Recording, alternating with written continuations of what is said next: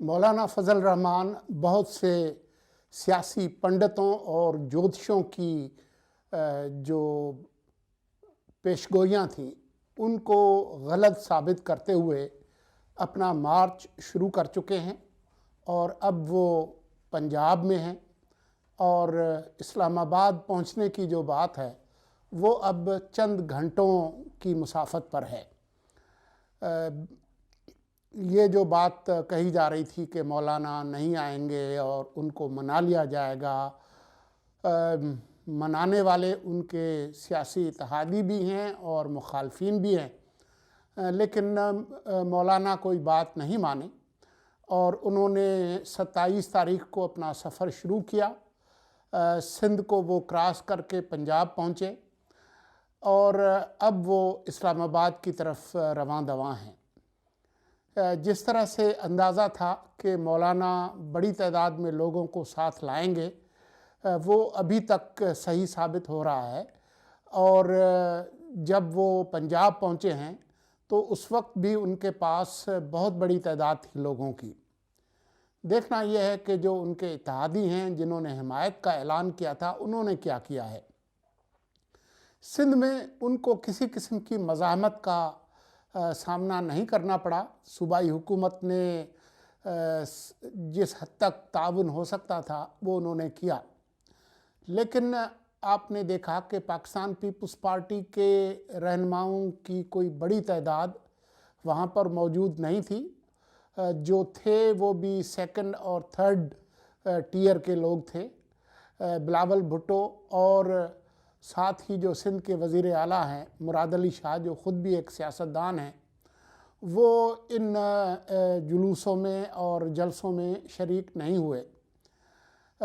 تو ایک تو یہ بات ہے کہ سندھ کی حد تک حالانکہ وہاں پر مسلم لیگ نون کی کوئی بہت زیادہ حیثیت نہیں ہے، ان کے کچھ رہنما جن میں سابق گورنر محمد زبیر ضرور شامل تھے، اسی طرح سے کچھ اور لوگ بھی شامل ہوئے۔ ملتان میں بھی جو لوگ باغی کے طور پر مشہور ہیں، چاہے وہ میاں جاوید لطیف ہوں یا جاوید ہاشمی ہوں، وہ ضرور شامل ہوئے، لیکن جو سینئر قیادت ہے مسلم لیگ نون کی وہ وہاں پر شریک نہیں ہوئی۔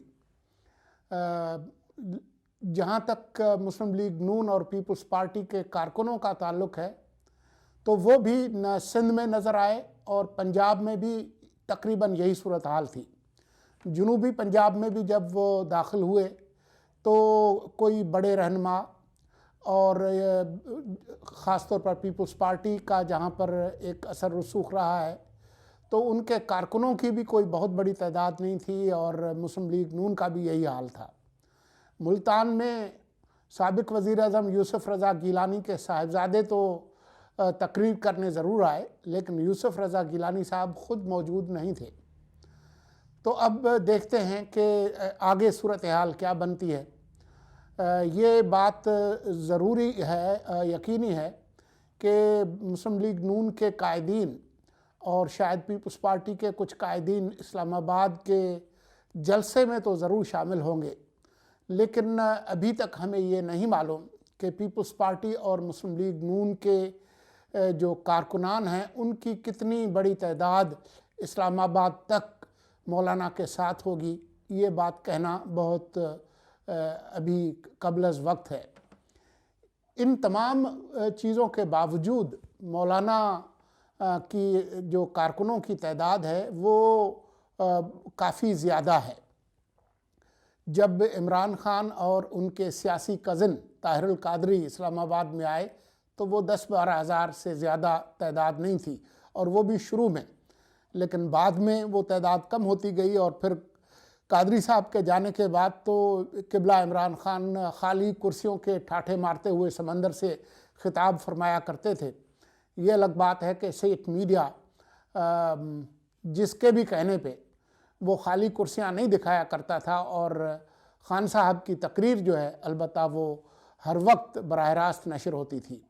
اس کے برعکس ہم نے یہ دیکھا ہے کہ سندھ سے بھی جب یہ چلے ہیں مولانا فضل الرحمان، اور کل بھی جب وہ ملتان میں تھے تو ان کی اور ان کے ساتھ جو رہنماؤں کی جو تقریریں تھیں مسلم لیگ نواز اور پیپلز پارٹی کی، وہ اکثر جو ٹی وی چینلز تھے انہوں نے نشر کرنے کی زحمت نہیں کی۔